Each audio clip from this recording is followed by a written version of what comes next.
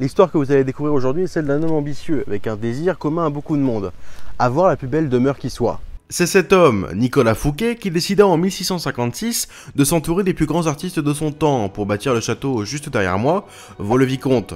Le château qui inspirera Versailles. Et vous allez découvrir également comment ce somptueux château a été le théâtre de la fin d'une amitié de longue date entre Fouquet et son roi, Louis XIV.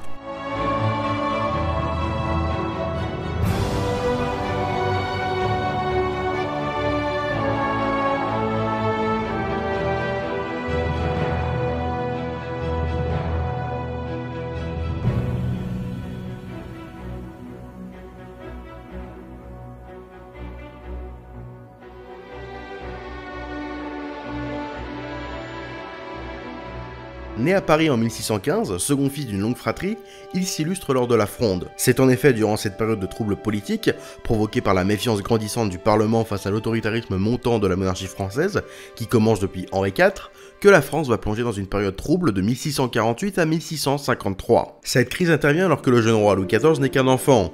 Il va se retrouver profondément et durablement marqué par ses difficiles premières années sur le trône. Ce qui s'apparente à un véritable traumatisme se traduira des années plus tard par un éloignement de plus en plus important des institutions. Pour finir par gouverner quasiment seul, ça sera le début de la monarchie absolue. Mais bien avant cela, revenons à la Fronde. Alors que la moitié de la noblesse et des parlementaires veulent arracher la couronne de la tête du jeune Louis, Nicolas Fouquet s'illustre au travers d'un discours de soutien au roi, dans lequel il condamne fermement les agissements des frondeurs. Cet acte de bienveillance à son égard marquera le jeune Louis et conduira à faire de Fouquet l'un des personnages les plus importants du royaume plusieurs années après. Et c'est en effet en 1653 qu'un certain duc de Vieux-Ville meurt. Sur un tournant des finances de Louis XIV, c'est alors Fouquet qui est désigné pour le remplacer. Il est alors l'une des personnes les plus influentes du royaume, puisqu'en effet c'est lui qui dirige les dépenses de l'État. En gros, c'est l'équivalent d'aujourd'hui du ministre de l'Action et des Comptes Publics. Et à peu près au même moment, grâce à la dot de sa femme, il acquiert ce domaine. Et vous vous souvenez qu'au début, je vous parlais de faire la plus belle demeure qui soit? Eh bien, c'est ici que sera construit le château de Vaux-le-Vicomte, à 60 km au sud-est de Paris. Nicolas Fouquet peut alors enfin, grâce à sa richesse et son ambition démesurée, réaliser son rêve, bâtir la plus belle demeure qui soit. Pour cela, il s'entoure des plus grands de son époque. L'architecture est confiée à Louis le Vau, la décoration et les peintures à Lebrun ou encore les jardins confiés à Lenôtre. Et si ces trois noms vous semblent familiers, c'est tout à fait normal, car c'est ce trio qui sera de nouveau à l'œuvre pour la construction de Versailles. Fouquet est un amoureux des arts, c'est en effet ici que sont nés les codes du jardin à la française. Fouquet est également protecteur des arts et compte parmi ses protégés de grands noms comme Jean de La Fontaine, grand ami du surintendant, ou encore Molière, qui a eu l'occasion de se produire plusieurs fois au domaine. Parallèlement, alors que la réussite de Fouquet se fait de plus en plus grandissante, sa chute, elle, se rapproche. En 1659, Louis XIV se rend pour la première fois au château.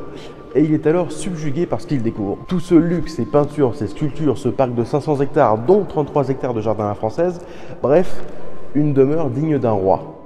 Cependant, les proches du roi vont précipiter sa chute. Colbert met en garde le roi contre Fouquet et pense qu'il conspire pour l'assassiner. C'est Mazarin, sur son lit de mort, qui convainc Louis XIV de la dangerosité de Fouquet, en prétendant qu'il se prépare à lever une armée contre lui. Quand Mazarin meurt, Fouquet est alors l'homme le plus riche du royaume, encore plus que le roi.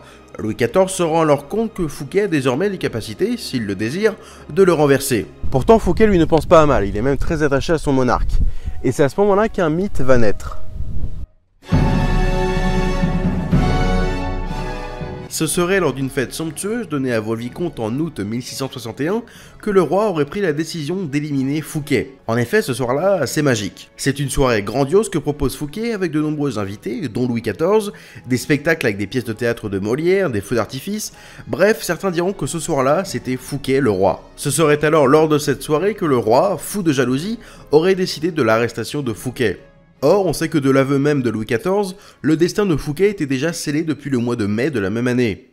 Voltaire écrira par la suite sur cette soirée, le 17 août, à 6 h du soir, Fouquet était le roi de France, et à 2 h du matin, il n'était plus rien. Alors, même si cette phrase sonne bien, c'est totalement faux, et c'est de là que part le mythe.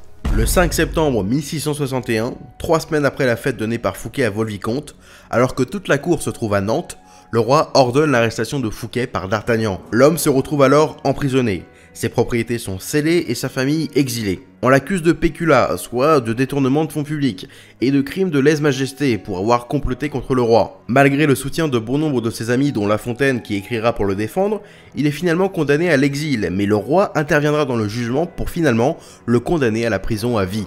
Et il meurt en 1680 dans la prison de Pignerol dans les Alpes. et son cercueil se trouve actuellement à la chapelle Fouquet à Paris. Revenons à Vaux, mais avant ça, non, Fouquet n'est pas le fameux prisonnier au masque de fer.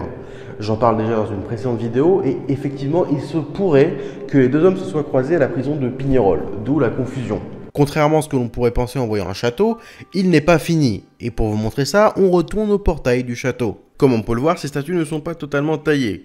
En effet, à l'arrestation de Fouquet, les ouvriers travaillaient encore sur les finitions du château, comme ces statues. Et lorsque la nouvelle de l'arrestation du surintendant parvient à Vaux-le-Vicomte, le chantier s'arrête et ne reprendra jamais. Maintenant, je vous emmène à l'endroit le plus incroyable de ce lieu, là tout en haut au dôme.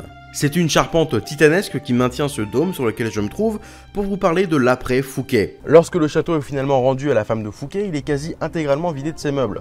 Ils ont été réquisitionnés pour construire un nouveau château.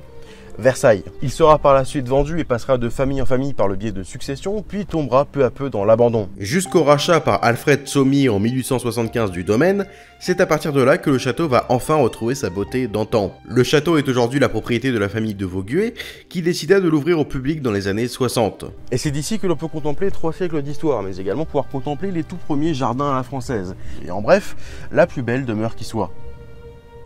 J'espère vraiment que ce nouvel épisode vous aura plu, pensez au like, aux commentaires, à vous abonner. Merci aussi à l'équipe du château de Vaux-le-Vicomte pour son accueil. Vous pouvez me soutenir gratuitement sur Utip, allez me suivre sur Twitter ou encore Instagram, et moi je vous dis à la prochaine.